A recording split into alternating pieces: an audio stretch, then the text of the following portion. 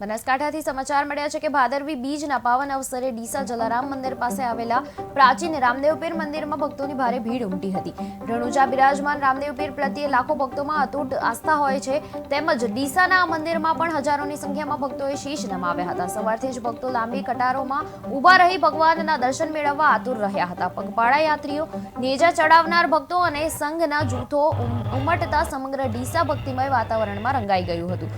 રામદેવ પીર કમિટીએ ભક્તોને કોઈ અગવડ ન પડે તે માટે ચુસ્ત વ્યવસ્થા ગોઠવી હતી, જેથી દરેક ભક્ત ભગવાનના દર્શન કરીને ધન્યતા અનુભવી શકે।